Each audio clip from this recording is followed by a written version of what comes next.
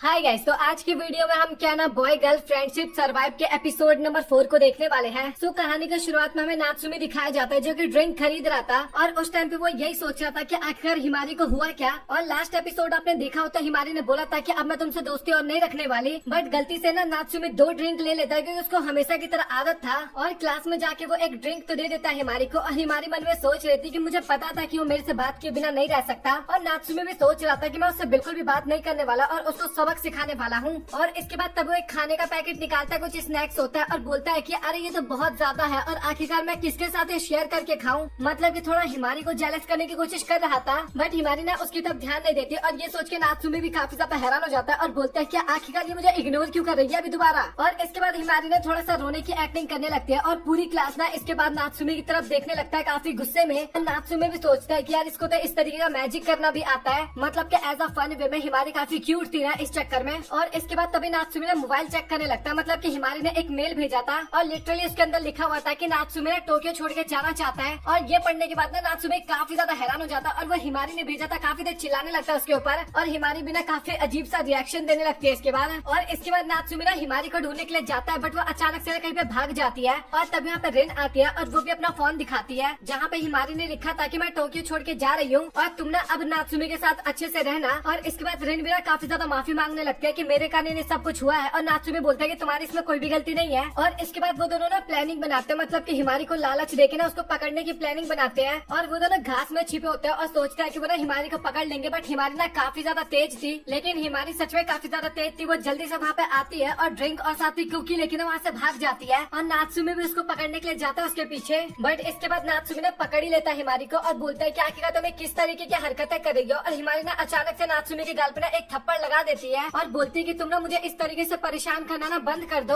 और इसके बाद नात्सुमी बोलने लगता है कि ये बात बोल भी कौन रहा है, मतलब कि एक तो तुमने कल मेरे ऊपर जूस गिराया, ऊपर से तुम आज मुझे इतना ज्यादा परेशान कर रही हो, ऊपर से तुम रिन को मैसेज कर रही हो कि मैं टोक्यो जा रही हूँ और तुम नात्सुमी के साथ अब अच्छे से रहना, और तुम बोल रही हो मैं तुम्हें परेशान कर रहा हूँ। और उस टाइम पे हिमारी ने भी अपना मुंह घुमा लिया था एक तरह से। और नात्सुमी बोलता है कि आखिरकार तुमने मुंह क्यों घुमा रखा है, और उसको ना वो सीधा करने की कोशिश करता है। इस कारण दोनों के बीच में थोड़ा बहुत धक्का मुक्की होने लगता है। और उसी बीच में हिमारी के गले में जो पेंडेंट था ना वो नीचे गिर जाता है और वो टूट जाता है, नात्सुमी की वजह से टूटता है मतलब की। और हिमारी ने नीचे बैठ के काफी ज्यादा उदास हो जाते हैं पेंडेंट हाथ में लेने के बाद। और नात्सुमी बोलता है कि इसमें तुम्हारी गलती है, अगर तुम धक्का मुक्की नहीं करती तो ये नहीं टूटता। बट हिमारी ना काफी ज्यादा वहाँ पे रोने लगती है और बोलती है कि तुम ना मुझे बस एक औजार की तरह इस्तेमाल करते हो, मतलब कि केवल अपने प्रचार के लिए मुझे इस्तेमाल कर रहे हो। और नात्सुमी बोलता है कि ऐसी बात बिल्कुल भी नहीं है। और हिमारी बोलते है कि अभी तुम्हें एक नई मॉडल मिल गई, उसके बाद तुमने उसको एक्सेप्ट कर लिया और तुमने ये भी प्रॉमिस किया था कि तुम मेरी जगह किसी को भी नहीं देने वाले हो। और मुझे पता है कि तुम्हें रिन काफी ज्यादा पसंद है और सच बताओ तो मैं तुम दोनों के लिए काफी ज्यादा खुश हूँ, बट प्रॉब्लम की बात तो ये है कि मैं तुम्हारी दूसरी पसंद बन के नहीं रहना चाहती।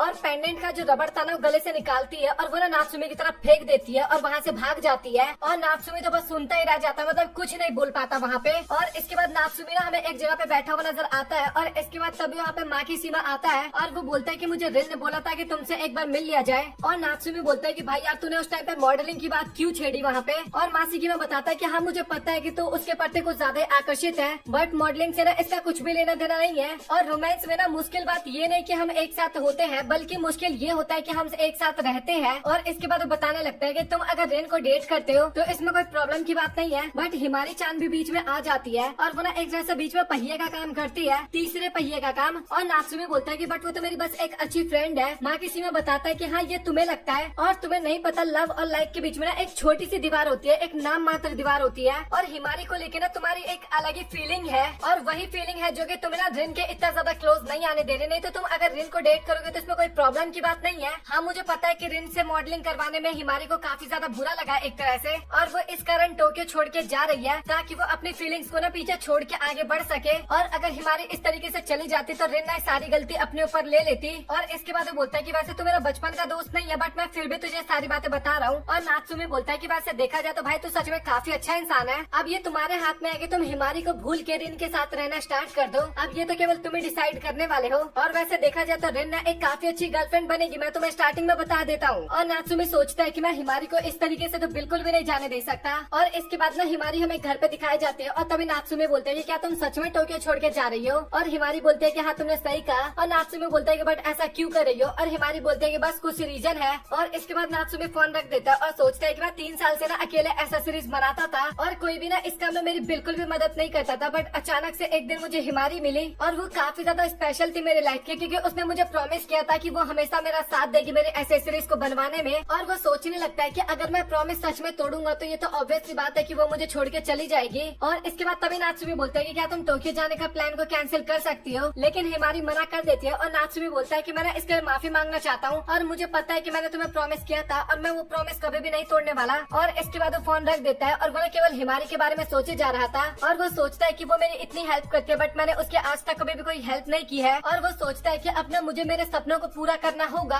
और इसके बाद ना हिमारी हमें दिखाई जाते हैं जो कि ना प्लान कर रही थी भाई, मतलब कि झूठ मूठ का टोक्यो जाने का बहाना मार रही थी। और वो बोलती है कि वो तो मेरे प्लान में फंस गया और अभी मैं उसको काफी ज्यादा परेशान करने वाली हूँ। बट तभी ना उसको पेंडेंट की याद आ जाती है और अभी ना वो अपने डॉल के ऊपर गुस्सा उतारने लगते हैं, मतलब कि पेंडेंट टूटने का गुस्सा। और इसके बाद हिमारी सोचने लगते है कि सबसे पहले तो वो मेरे से काफी ज्यादा माफी मांगेगा, फिर उसके बाद मैं उसके एसेसरीज बनवाने में हेल्प करवाऊंगी और फिर उसके बाद वो मुझे किस करने के लिए भी आएगा। मतलब ये सारी चीजें ना वो इमेजिन कर रही थी एक तरह से। और वो सोचती है कि कल तो नात्सुमी मुझसे माफी मांगने वाला है, बट क्लास में तो नात्सुमी ने उसको बिल्कुल भी भाव ही नहीं दिया। और इसके बाद ड्राइंग क्लास में भी हिमारी नात्सुमी की तरफ देखती रहती है, लेकिन नात्सुमी बिल्कुल भी भाव ही नहीं देता क्लास के अंदर भी। यहाँ तक कि तो नात्सुमी लंच करने के लिए भी नहीं गया था हिमारी के पास। और इसके बाद वो घर पे ना फोन का वेट करती है कि नात्सुमी पक्का अभी कॉल करेगा मुझे, बट रात हो जाती है और नात्सुमी ने अब तक उसको कॉल नहीं किया था। और लिटरली इसके दिमाग में तो अभी तक ये चला था कि वो ना शायद टोक्यो वाली बातें सुनने के बाद ना काफी ज्यादा अपसेट हो गया होगा और वो सोचती है कि चलो फिर अब मैं ना उसको माफ कर देती हूँ कॉल करके। बट इसके बाद तभी हिमारी देखते है कि नात्सुमी तो आराम से रिन के साथ आइसक्रीम खाने गया था एक तरह से डेट पे। और इसके बाद अगेन हिमारी काफी ज्यादा उदास हो जाती है और वो ना फ्लावर में पानी डाल रही थी और वो सोच रही थी कि मेरी टोक्यो वाली बात से भी नात्सुमी को कोई ज्यादा फर्क नहीं पड़ा। और इसके बाद हिमारी ना घर के अंदर आती है और तभी उसका भाई बोलता है कि आजकल तुम कुछ ज्यादा बिजी रहने लगी हो। और हिमारी बोलती है कि हाँ भैया अभी एग्जाम और की तैयारी चल रही है। और इसके बाद तभी भाई बोलता है कि तुम ना कुछ खा लो, मतलब कि बन रखा है और तुम उसको खा लो। और इसके बाद हिमारी ना अपना खाना निकालने के लिए जा रही थी एक तरह से। और इसके बाद वो बंदा ना वहाँ पे अचानक से ना छोटी मोटी बातें करने लगता है और तभी बोलता है कि मैंने ना एक मेल देखा है। और ये सुनने के बाद ना हिमारी तो वहाँ पे काफी ज्यादा डर गई थी। और इसके बाद तभी अचानक से ना काफी देर चिल्लाने लगता है और बोलता है कि तुम टोक्यो जाओगी क्या, तुम यहाँ पे छोड़ के जाओगी हमें, मतलब कि काफी ज्यादा गुस्सा होने लगती है। और वहाँ पे हिमारी ना काफी ज्यादा लगातार माफी मांगे जा रही थी। और इसके बाद ना वहाँ पे रिन की बहन के बारे में भी बात चलता है, मतलब कि हिमारी का जो भाई था ना वो रिन की बहन से ना काफी ज्यादा नफरत करता है। और इसके बाद वो बंदा वहाँ पे बोलने भी लगता है कि आखिरकार हमने क्या प्लान किया था। और हिमारी बताने लगता है कि हम ना नात्सुमी के ना शॉप ओपन करने में ना उसकी हेल्प करवाएंगे। और वो बंदा बोलता है कि हाँ तुमने सही बोला, और क्या तुम वहाँ पे केवल मनोरंजन के लिए थी और अब तुम बोर हो गए तो उसको छोड़ने की कोशिश कर रहे हो। मतलब कि भाई वो गाल खींचते हुए बोला था, काफी ज्यादा वहाँ पे हिमारी को परेशान कर रहा था वो और काफी ज्यादा गाल खींचे जा रहा था। और तभी हिमारी बोलती है कि मैंने ना अपने फीलिंग्स को ना एंड कर दिया है और आखिरकार आप क्या चाहते हो कि मैं केवल दूसरों के बारे में सोचती रहूँ, मैं अपने बारे में ना सोचूं कभी। और ये सुनने के बाद ना बंदा एकदम चुप हो जाता है और तभी बोलता है कि अच्छा तुम डिसाइड कर लो कि आखिरकार तुम्हें क्या करना है, अपने फीलिंग्स के बारे में सोचना है, मतलब कि नात्सुमी के बारे में सोचना है, या फिर तुम्हें अपने बारे में सोचना है। और मान लो कि अगर तुम्हारे पास काफी ज्यादा पैसे हुए ना उसके बाद भी तुम ज्यादा कुछ नहीं पा पाओगे, मतलब कि उन पैसों से। और मैं हाईवे पे सिविल सर्विस करता हूँ और मैं तारीफ से ज्यादा ना अपनी बेइज्जती सुनता हूँ वहाँ पे, बट इसका मतलब ये तो नहीं है ना कि मैं अपनी जॉब छोड़ दूँ। और मैं ऐसा काम कर रहा हूँ जो कि मेरे मरने के बाद भी एक दिन काम आएगा। और इसी के साथ ना वो और भी काफी ज्यादा लेक्चर देता है। और इसके बाद हिमारी ना हमें क्लास में दिखाई जाती है जो कि नात्सुमी को बोलते हैं कि मुझे तुमसे इम्पोर्टेंट बात करनी है। और नात्सुमी वही साइंस लैब में आने के लिए बोलता है और वहाँ पे ना हिमारी को समझ में नहीं आता कि आखिरकार वो क्या बोले, कहाँ से शुरुआत करे।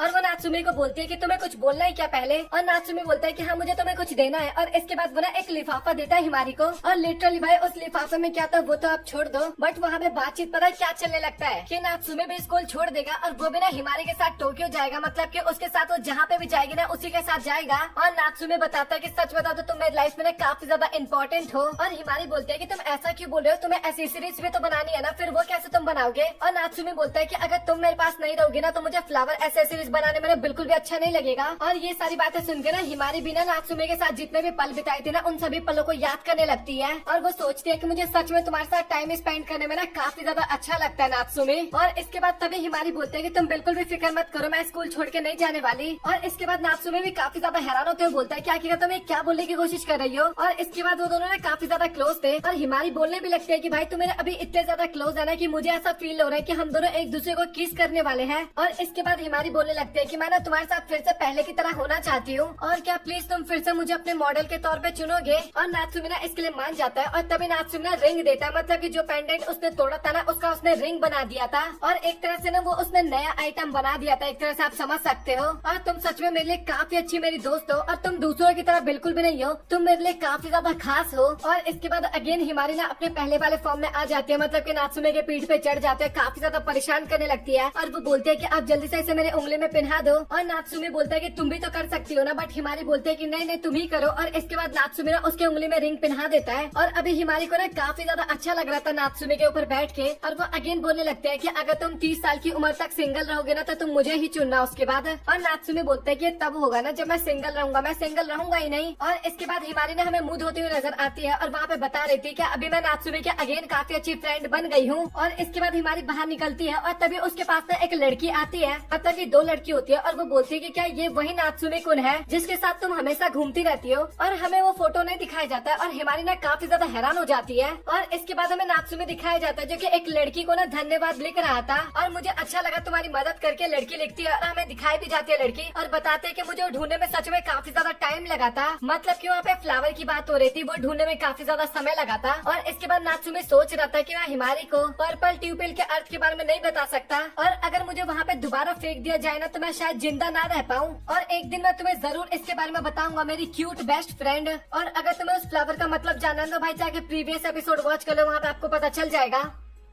और इसी के साथ फाइनली ये एपिसोड यहाँ पे हो गया खत्म। और अभी एकदम साफ पता लग रहा है कि भाई नात्सुमे के अंदर भी ना फीलिंग आते जा रही है हिमारी को लेके, और अभी क्या मोड़ लेने वाला है ये स्टोरी आगे जानने में काफी ज्यादा मजा आएगा। मतलब कि नात्सुमे किसको पिक करने वाला है भाई मुझे पता है, मैंने मांगा पढ़ लिया, मुझे पता है। कमेंट सेक्शन में भाई आप लोग ज्ञान मत देने आना कि भाई मैं एक्सपॉइल कर दूंगा, मैं एक्सपॉइल कर दूंगा, मुझे पता है, बट मैं भाई ऐसा इंटरेस्ट तो बनाऊंगा ना कि मुझे नहीं पता। मैंने काफी आगे तक मांगा पढ़ लिया इसका, और सच बताओ ये काफी ज्यादा मजेदार है। ऐसे आप लोग देखते रहो, ऐसे आप लोगों को मजा आता रहेगा। और आज की वीडियो बताओ आप लोगों को कैसा लगा। अगर आपको वीडियो पसंद आए वीडियो को लाइक कर देना, चैनल को सब्सक्राइब कर देना, और साथ ही यार अब प्लीज यार अपने 100 के भी करवा ही दो, मतलब यार दिल से इच्छा है तो वो कंप्लीट करवा ही दो। सो मिलते हैं आप लोगों से अगली वीडियो में, तब तक के लिए गुड बाय।